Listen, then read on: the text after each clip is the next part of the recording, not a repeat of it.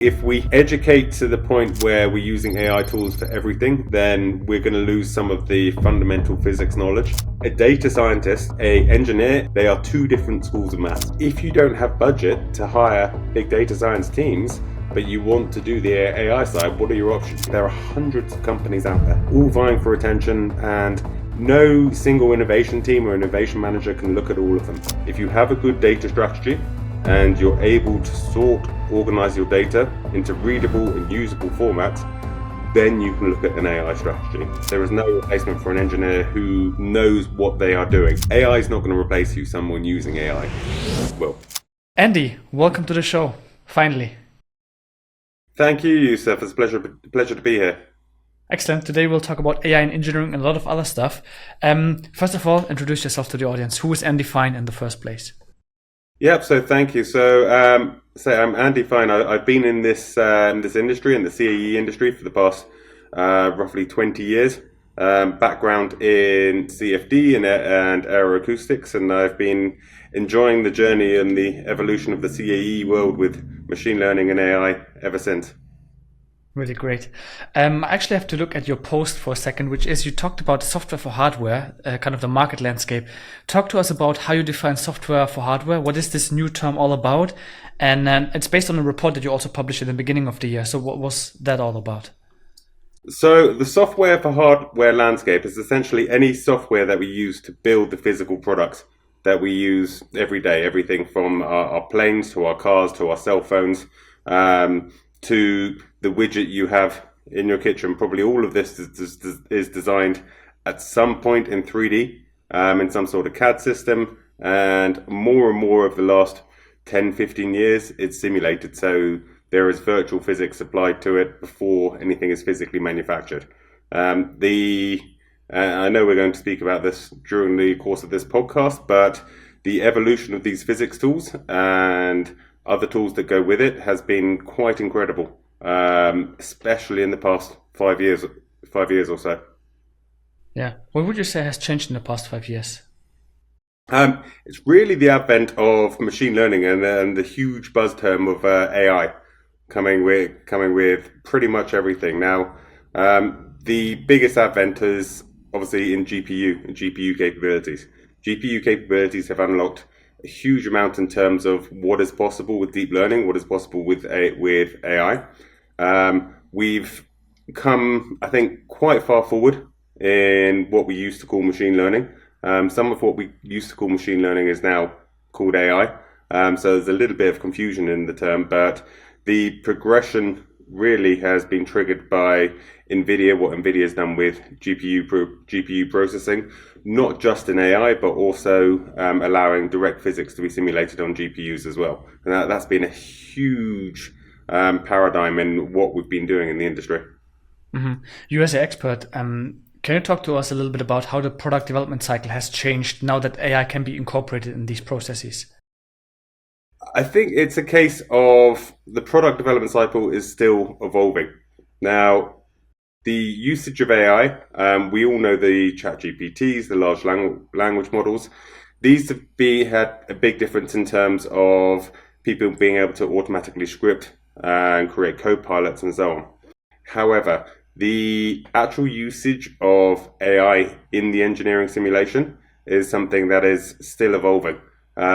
I think the product development cycles with the physics solvers that's been getting faster, we're able to create larger and larger data sets for AI, but the actual applications of AI, where it's useful and where it can directly condense the product cycle, I think is still in a lot of research phases, and a lot of companies are still trying to work out, okay, how do we actually use these new AI tools to further enhance, further streamline our product development. And I think that's something that's still going on in the industry at the moment. Yeah. Do you think from a marketing point of view, because there's a lot of marketing fluff out there, when you talk about AI and engineering, do you think companies really don't know how to maybe market that specific solution or feature inside of their product? Or is it just that they don't have a clear understanding of how it actually could benefit their ICP? I think there's an understanding of how it can benefit their ICP. So these are industrial engineering companies. There's a clear understanding of should the AI and the instant predictions work, they're going to be able to drastically reduce the product development cycle. We're talking not just to reduce it by a few days, we're talking about reduce it by weeks or months. However, I think the question that you had is it being marketed right? And I think the question to have is, okay, where can it actually be applied? And where is it right to apply? I don't think it's necessarily a marketing issue. I think it's a issue of companies trying to think, okay, where is this actually useful? Am I going to be creating these AI models and just generating physics simulations to feed these AI models? And is that actually going to help my product development? Or can I create an AI model to straight away help my product development? And that's the kind of the dichotomy we're in at the moment. So there's still, I think, a lot of work to be done and a lot of discovery to be done by a lot of companies to determine where AI fits in. There's another part of that, and that's in terms of the physics solver. So this hardware for software, or the software for hardware landscape. Now, the new generation of solvers that are coming out are not just a little bit faster than the older generation. We're talking up to 100 times faster. So what you may have not been able to simulate in a reasonable amount of time, maybe 5, 10 years ago, you can now. And you've just got to look at some of the headline cases using either AI managed simulation tools. So there was a great case that came out, I think, from Physics X earlier on this year, that they were doing 1,000 CFD simulations in a day, and that was driven by AI algorithms to actually drive those simulations. Now, if you look at that, was with, I think, Siemens CCM Plus, but you look at other CFD codes, for example, and GPU native CFD codes, they're running up to 100 times faster than what was able to be done before. So the question is, if we can generate physics data and source data that much quicker, what is the best approach for your specific product and for your specific engineering? Is it to directly simulate the physics using these super fast new tools? Or is it to expand your design exploration space? So how many different designs can I actually explore, and how much optimization can I do in a short space of time by feeding the AI system hundreds and hundreds of these super quick simulations, and then letting the AI optimization algorithms actually generate new designs for you and give you insights that you may not have had previously. So that's one aspect to it. The other aspect is the capability of AI and machine learning tools to combine simulation data and test data to give you even more insights to your product that you would never had before. So this is the really interesting side of things, and I think the whole industry and the whole way of working is really evolving at an incredibly rapid pace at the moment. You mentioned the software for hardware landscape publication that I did fairly recently. I said a little bit earlier to you, I think before the podcast, that I produced and I published that document last week. Within 24 hours, it had already gone out of date. This is how quickly this industry is moving. So it's really quite fascinating, and I'm sure there's going to be more insights, more physics, more news coming out even in the next week. Yeah. Going back to the marketing topic that we discussed, I feel like from a VC point of view, there's always the wishes of the VCs when we talk about startups to market something in a specific way versus how the ICP wants to be marketed to. So you talked about numbers like 100x, 1000x, whatever. Do you feel that we also, as marketers and maybe business owners, need to do a little bit of expectation handling? So what can be expected from an AI or from a GPU native code? Because sometimes it feels like 100x, they took the number out of nowhere, so you actually don't know, you can't verify it. If you can verify it, maybe it has been faked, the number. Some people might think that. So do we need to educate people? That's the actual question. What's possible with AI and what's not possible with AI? Because I think people don't really know. I think you're absolutely right there. People don't really know, and I think even some of the producers of the tools don't really know as yet.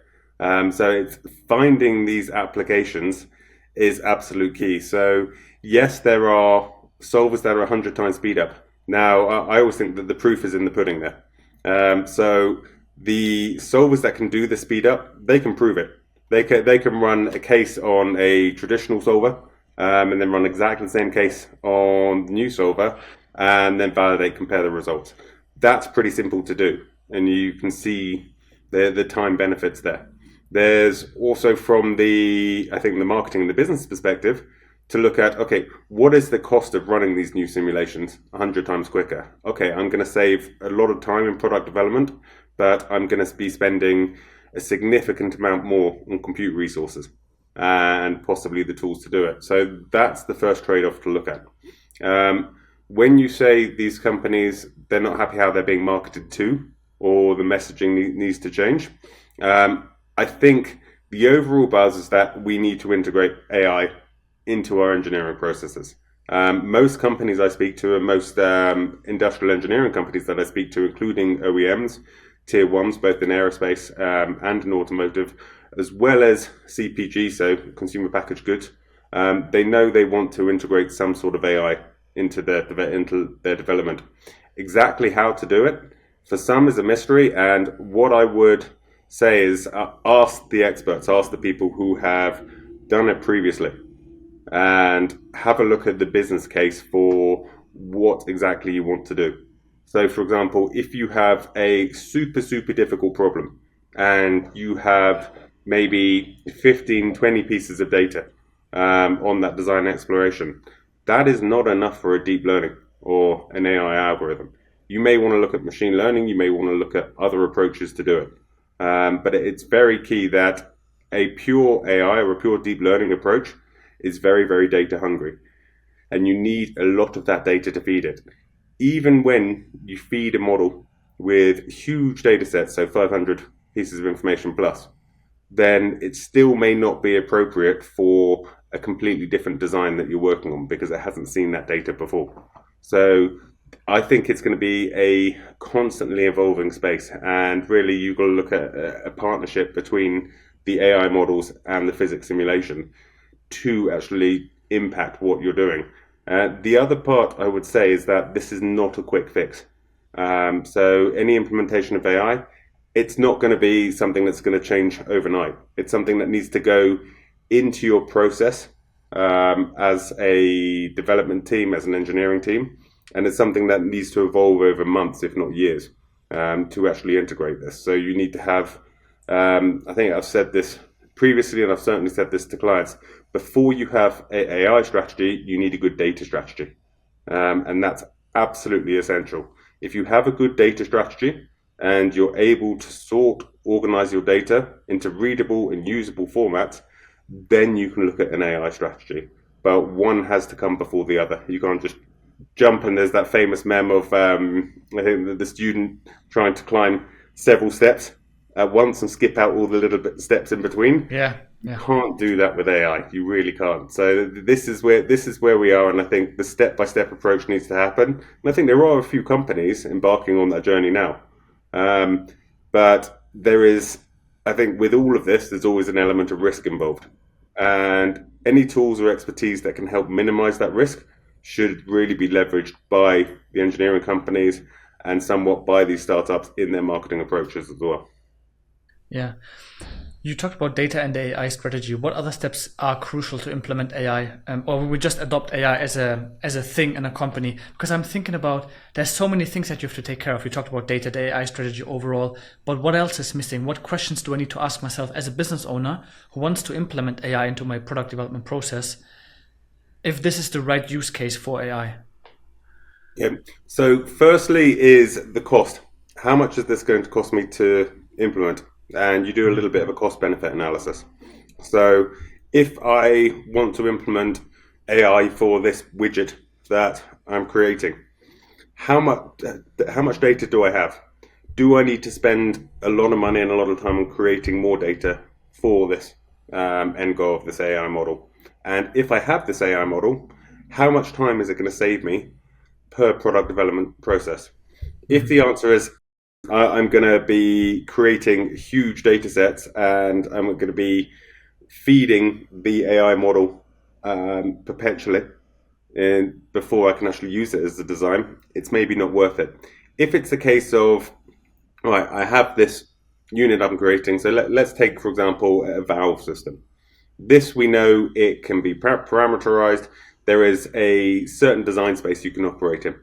Now, this kind of thing, you've probably got hundreds, if not thousands, of historical models for that. So they may be completely disorganized. So, A, organizing that is key. B, do you have a bunch of test data you can feed into it as well? If Mhm. you already have this big data repository there, then this is a good approach for AI. And you can look at optimization algorithms, you can look at different tools to give you insights into your model that you maybe haven't seen before, and you can use the AI to actually say, actually, this length, this parameter of your model has a bigger effect than you think it does. And those are really super useful parts of AI. So when you are planning a AI implementation strategy, what you need to do is think, okay, if I do this, is it going to bring benefit to the business? And is the application that I'm looking at actually going to be worthwhile looking at AI? Or are the direct physics solvers, is this the best way to go? And do I do something unique or something different for each model? Is it completely departure from the last model? If it is, then maybe going direct physics is the way to do it. And the way to look at it in AI isn't the best tool at the moment. Now, there are other aspects to consider, and this is in the evolution of the technology that's happening at the moment. So, with deep learning, there are foundational models or pre-trained models that are out there, and I think NVIDIA has a growing library in modulus for these foundation models. Now, some of these may actually be great starting points for where you are in your product design. You can add data and do retraining of those models. So that could be a pretty interesting avenue to go down. But really, for each application, you've got to do it on a bespoke basis. There isn't a blanket term that can fix everything in terms of AI and can address every single product. It's got to be product specific, application specific. For some applications, it's a brilliant solution at the moment. For some, not so much. You ask me the same question again in 6 months, that the answer could well change because the applications could well have changed and the technology is moving so quickly at the moment that applications and speed of applications may increase drastically just over the next few months. Added to which, I think in the general business world, you can see there's a lot of acquisitions, consolidations, and so on happening. So integrations of different tools is, I think, absolutely essential to make these kind of things happen. Um, the other part I would always discuss, and I do always discuss when it comes to AI and engineering, is the difference between a data scientist and an engineer. So a data scientist historically is a statistically trained mathematician. A engineer is a mechanically trained mathematician. They are two different schools of maths, and actually combining them is quite difficult. And you've got engineers who are learning data science, but they're never going to be quite as in depth as pure data scientists. And essentially vice versa. A data scientist can learn a bit of engineering, but they're never going to know the physics and so on as in detail as an engineer. And particularly if you're an engineer that's been working in a certain field for 10, 15 years, replacing that kind of knowledge is extremely difficult. And having a team of data scientists come in to model all the data and so on you've done, yes, they can make sense of the data you've created, but there is no replacement for an engineer. There is Mhm. no replacement for an engineer who knows what they are doing in terms of their product development and so on. And Yeah. I've seen this case a few times where an AI model has come out with results for a particular application, and that those results have been completely wrong. And the interpretation from the data scientist side is, well, there's something wrong with the data. Something wrong behind it. Maybe I just need more data to feed it. The engineer could say, actually, you're using the wrong type of data and you're using the wrong inputs from that. And actually, if you have this knowledge that's ingrained in our engineering team, they would know actually we need these different parameters, these different values. in any training data to really understand what is going on in the model. So there you've got the difference between engineering and engineering experience, and what is possible in data science. And the convergence of the two is something that's happening. There are engineers that are branched to data science. There are data scientists that are branched to engineering. But getting the right combination of the two is, should we say, fun in the industry at the moment. And there are tools coming out now to make life a little bit easier for both sides. So I think particularly for engineers wanting to get into data science, if a lot of data science tools can be automated, that will enable engineers to start using these tools and start using the data strategy and data preparation tools before going down the AI route. And applying that expertise to the models that you're doing is absolutely essential, in my opinion. But do you think you need both? I think that's a fantastic question. Do you need both engineering knowledge and data science knowledge? I'd almost throw that question back at you and say, look at what you're doing, look at what you're designing.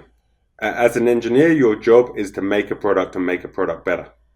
And your job there is also to use whatever are the best tools in your toolbox for it. Now, those tools are not just software, they can be data scientists and so on in your team, but I think there is knowledge that is needed of both to get the best output. And the more that can be automated in terms of the data science for engineers, the better output there's going to be. And if I am an engineering manager, and this is coming direct from engineering managers that I've spoken to, they don't necessarily want their engineers and their engineering teams to become data scientists because that's a distraction from developing the product. So what you need is something to enable your engineers to use the data science, and whether that's working with teams of data scientists, which is happening in some companies, or automated tools. And one of the issues I think you have in a lot of companies, particularly tier one and tier two companies, is that they don't have the budget to hire these enormous data science teams. And data scientists have become the most expensive resource in terms of an engineering team. It used to be CFD engineers were the most expensive resource, and this has gone to the data world. Now, if you don't have budget to hire big data science teams, but you want to do the AI side, what are your options? You either outsource all of it, in which case you're not capturing the knowledge within your company, or you find tool sets that help you automate as much as possible, with the realization that you're going to take this step by step and slowly until you've seen a little bit more value. Once you've seen a little bit more value out of it, then you can say, actually, this kind of works. Let's hire some data scientists or a data scientist to help us further progress this. But like everything in business, you've got to go, I think, step by step on the journey to do this. It's not going to be a quick fix. And even if you outsource it all, it can be a pretty significant risk, because you don't know necessarily what you're going to get. I'm not saying that don't outsource anything, because I think there's a lot of very, very good consultancy companies in AI or engineering, or software companies in AI for engineering that have an extremely good team of people to deliver fantastic results. But you want to manage your risk of doing those outsourced contracts, and the smaller you can make the milestones, the smaller you can make the steps, the lower risk you're going to have in terms of doing it. Yeah, you read my mind, Andy. Really cool. I wanted to ask that as the next question. Like, do you build the intelligence in-house or do you buy it off the shelf, like a solution? Maybe a tricky question. I'm not sure. What would you do? I think that is a fantastic question. I think that is also the question that engineering industry and all of this has been asking for a long time. Do you make it or do you buy it? Now, we can go back a little bit to the engineering solving and physics solving tools. Now, we know there are some fantastic historical cases of physics simulation tools that have been developed in-house. And you think, okay, we've got it in-house, it's therefore free. We don't have to pay an external software provider. But to maintain those kind of codes, you've got to maintain a team to do bug fixes, do further development. and do support. So that's a cost in itself. Now, a lot of companies have moved from having these internal codes to buying software, and buying the codes, buying from the experts that make the software in the first place. Wonderful. That's that problem solved. And you know you've got an annual recurring fee and you've got the tools there. You then develop the expertise to have these tools and to drive these tools. That's one aspect of it. So that was an original kind of make versus buy. Now, when it comes to the data strategy and the AI side of things, do you make it yourself? And this is really interesting because then we're talking about the open source world. And particularly in the CFD world, there was the advent of OpenFOAM a good few years ago, which is a open source CFD solver. If you have the expertise to A, run it, and B, customize parts of it, fantastic. You can do things a little bit cheaper and you're half making what you're doing. But there's still expertise that are needed in-house to do it. So what I would say is you want to minimize your outlay into making or customizing the tools. Anything that you can use that is open source, or any expertise you can get in-house from either technology transfers from your software providers, or using open source tools that are out there, that I would say is the lowest risk of doing it. So it's not a case of should I make it all in-house or should I outsource everything? It's finding the right combination for you, of the two. So bringing in experts as you need, but yeah, develop certain capabilities in-house. And you're seeing a little bit of I'd say, a shift in that at the moment, and particularly, I think one of the most impactful open source pieces of technology is NVIDIA Modulus on there for AI. Because if you have the data strategy, you have some of the data science knowledge, or you have tools that can help you automate that data science knowledge, then you're going to be able to feed, tools like NVIDIA Modulus to create these AI models for you. And that's a hybrid method. That's a getting help on the data strategy, maybe bringing in some data science, the data science consultancy, someone such as that, and then developing these models. And then we come into the case of IP. Now you generate these surrogate models. So these are 3D surrogates. These are not large language models. We're talking about something completely different. Who you have a trained model. Let's say you're a pump manufacturer. You have a trained model on pumps. Now, you don't want that trained model that you've put the effort and the work into in your competition's hands, because that trained model should be your IP because it's trained on your data. Now, the question is, who owns the IP of surrogate modeling if you've outsourced everything? And this is a question I've come across quite a few times, and I'd say 99% of the time, the company whose data is being used wants to own the IP of that surrogate model, and then retrain it. If I'm an AI company wanting to sell my AI wares, as it were, ideally I'd like to own that IP. So then I can go to all the pump companies in the world and say, right, I've got a pre-trained model. This is just going to solve everything for you. But if that's trained on your customer data, that's effectively going to be their IP and their knowledge wrapped up in that. And this is where it gets interesting, and this is where it goes on the contractual side of things, of who gets to maintain what IP and who gets to maintain what expertise. Because you can't patent and you can't capture the IP in an engineer's mind. Yeah. That's something that engineer owns, and should they move from one business to another, okay, their knowledge, their experience, their history is going to somewhere else. The knowledge capture that's possible in deep learning and surrogate models, that's something where companies want to maintain that IP, they want to maintain that knowledge in-house.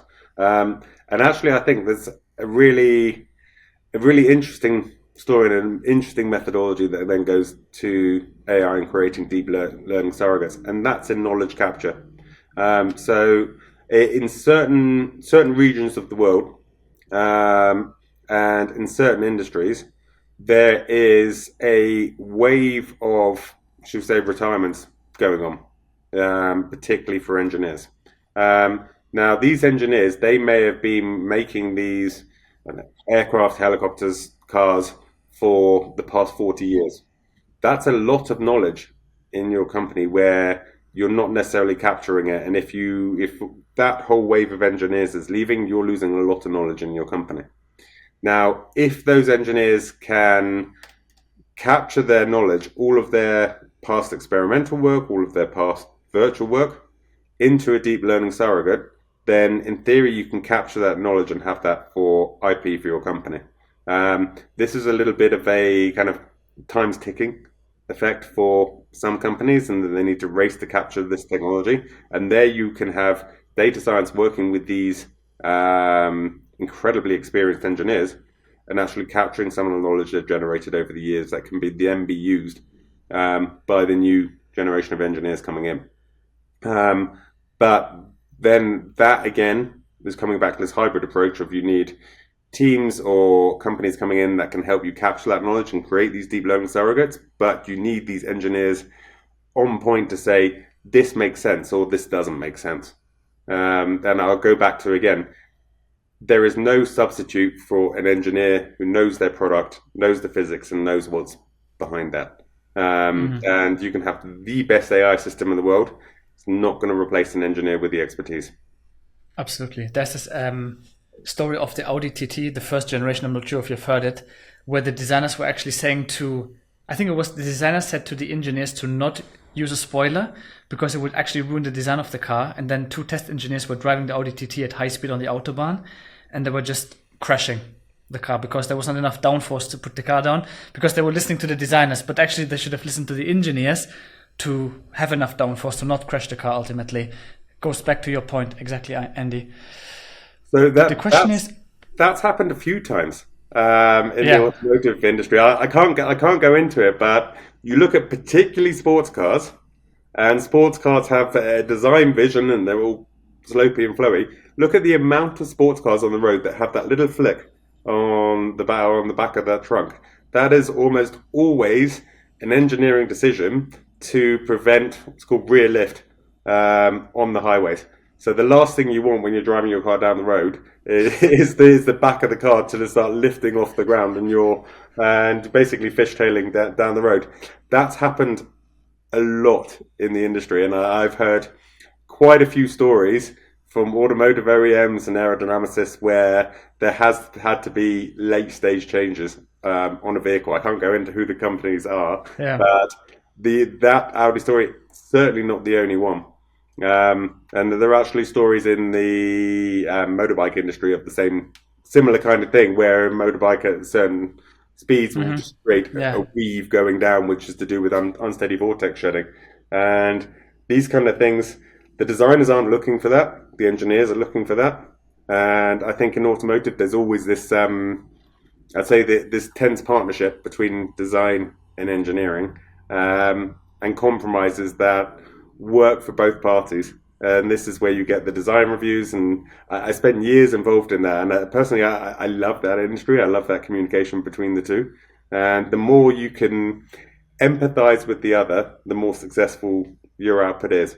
And this is the amazing thing that we're talking about. Design, which is artistic, engineering, which is another thing, but actually emotional intelligence and empathy from both parties is what makes a product successful. And I find that part of psychology absolutely fascinating. I love that you said it, Andy, because there's a lot of people that say you should talk through code, you should talk through no code language. I'm not sure how much you think about that. Maybe we can go a little bit into it. Like, how much do you think no code can help in terms of communication between different departments, speaking different languages? I think no code is absolutely essential for different departments to communicate. This then goes back to data scientists and engineers. So a data scientist may want to go right into the weeds, go into Jupyter notebooks to go right into the coding for data science. Engineers mostly will speak in Python scripts and that sort of application. They can do the coding. However, the more senior management and design, they won't speak in Jupyter notebooks, they won't speak in Python, they will speak in visual representations and simple, clear language. And what I've always found, and I think this is quite an old adage, the more you understand something, the simpler you can explain it. And if you can explain something very complicated, very simply, then you can communicate your ideas and what you're doing. If everything has to be done with code and go really into the technical weeds of things, then you're going to struggle at some point in your communication journey, whether it's across teams, whether it's across a product, whatever it may be. So if you ask, should tools become highly coded or should they become more and more no code? I would say they should become more and more no code or low code to actually accelerate product development process and actually accelerate the whole engineering cycle. Because if you have a few experts who can code and go into the weeds of it, they're spending their time coding. They're not spending their time developing their products. Yes, the code is being used to develop products, but also how does that engineer or that data scientist then impart that knowledge to a colleague? How do they present it in design review to designers? How do they present it in a quarterly review to more senior management who don't speak that language? Having no code tools and a no code approach makes language much simpler and much easier to understand for I don't want to say the masses, but for other people without the same expertise. So you want to explain your product to the person who's going to be marketing it. They're not going to understand the code. They're not going to be able to necessarily market that code unless you're B2B in software development, something such as that. But when it comes to actual products, yeah, I think no code is certainly the way forward.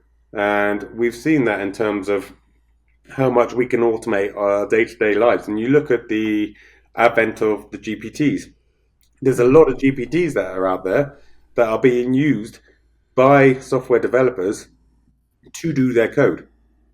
And I think that's also significant, something we should highlight, that even if you are a coder, you're now using other tools to do the code for you. So at some point, are we going to get to a point where everything is much more visual, much more easy to use, and lots of boxes connected, and we can see that? And I'm going to show a little bit my vintage when I talk about code and no code. That I remember 30 plus years ago using Microsoft DOS, which was a command line prompt to do everything on the computer. Then we have Windows, then we had Apple OS. This is all the code has gone in the background. Everything's visual, everything's easy to use. And you then go to how we use tablets and so on. We don't do much coding on tablets or anything. We use the apps, we use the various tools that are available to us without code. And that's how we've evolved in how we use computers, and not just in terms of apps and what we can produce, but also in terms of engineering and so on. So back in kind of a very long time ago, when I first started using CFD, it was a very highly coded interface. And you look at the integration of CFD programs, particularly from the entire kind of development cycle of a CFD model, that has become heavily more integrated. It's much more GUI, or the graphical user interface way of doing things, and less code. I think the data science and data strategy is going the same way. You look at a lot of companies, and even a few data companies that presented in over the last few weeks at various conferences. They're no longer showing necessarily lots of code in Jupyter notebooks and so on. They're showing boxes connected to each other and tools connected to each other by simple lines, and the code is going on in the background to enable the engineers, to enable the product developers just to focus on their products, which is, at the end of the day, what we want to do. Yeah. Do you think a low code then is kind of a good middle way? So it's not black and white, it's more like low code. You can inject code if you want to, but you don't have to. Yes, I think that's absolutely bang on. You don't have to code if you don't want to, but if you want to go into the details, and that door can be open for you, that's ideal. So I think, yeah, that no code, low code approach is the ideal scenario for a lot of people. Let's say you made the choice now to buy something off the shelf from a software provider. We talked a lot about the bright sides of AI in engineering, but there's also the dark side of AI in engineering. I explain what I mean, which is that you overpromise from a marketing point of view, but then you underdeliver from a product point of view. There's also the opposite, of course, but it's a rare case. how can I avoid choosing the wrong tool? So how do I assess if something is actually worth investing to?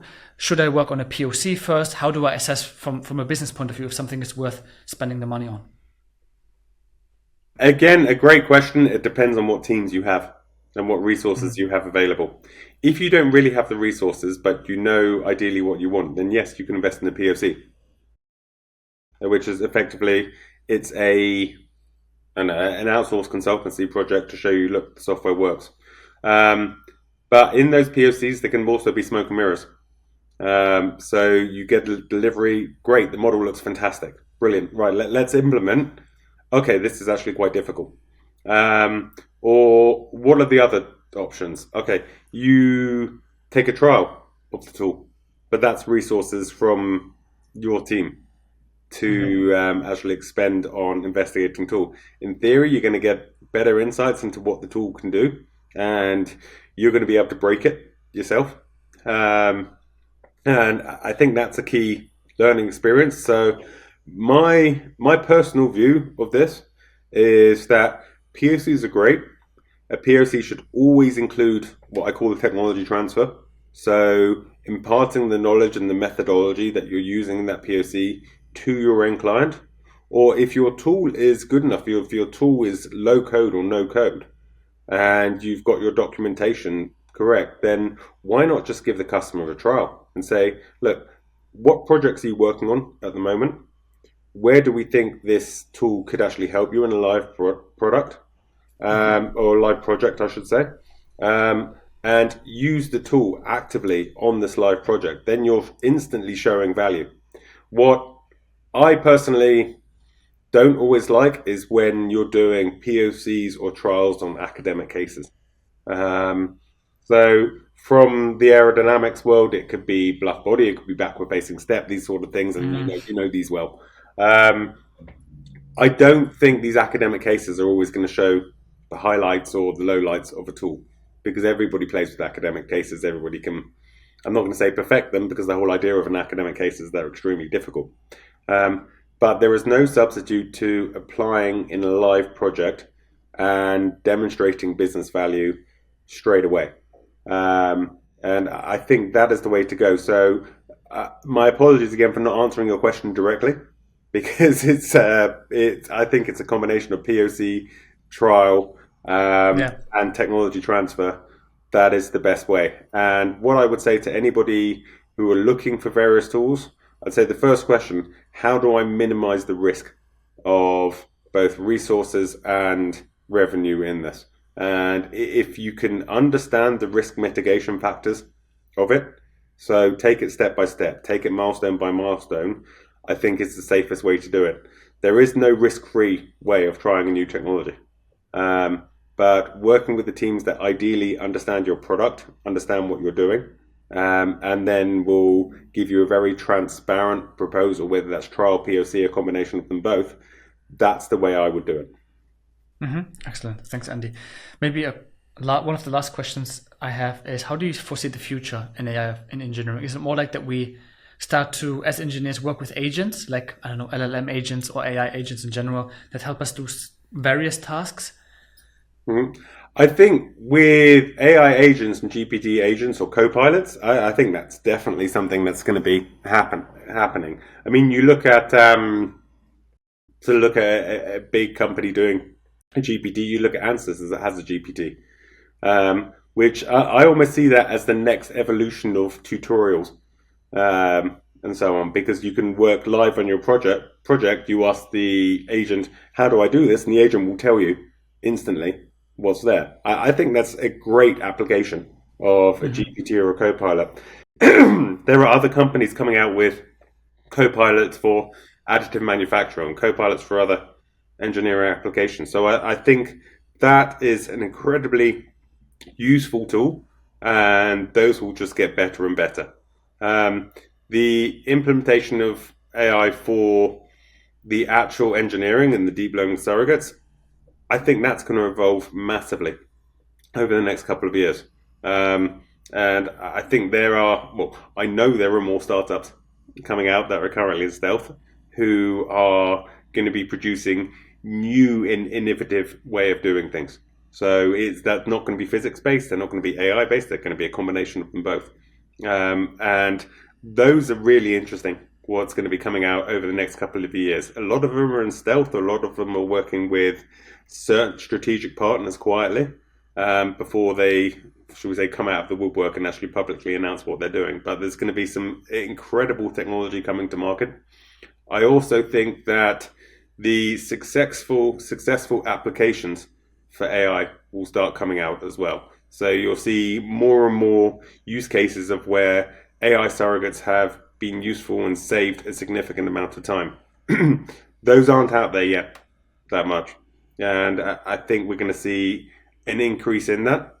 I also think that the usage of AI for automating workflows, so for connecting tools together, for connecting teams together, I think that's going to come into its own over the next couple of years as well. So I think you combine GPU technology, which is out there and readily available for the physics simulations, new ways of AI. I think they're going to have the big impacts. You look further in the future, and some of the research papers I've seen and so on quantum computing seem absolutely incredible. But I think we are still 5 to 10 years away from realizing a lot of things for that. What do you think are the downsides of this, or maybe societal impacts, or when it comes to the engineer, the job as an engineer as a whole? How will that change? Because I feel a lot of great stuff will be happening, is already happening. But what is the downside of this? Will we use AI, but we will actually lose some of our actual intelligence, of our natural intelligence, by using more AI tools?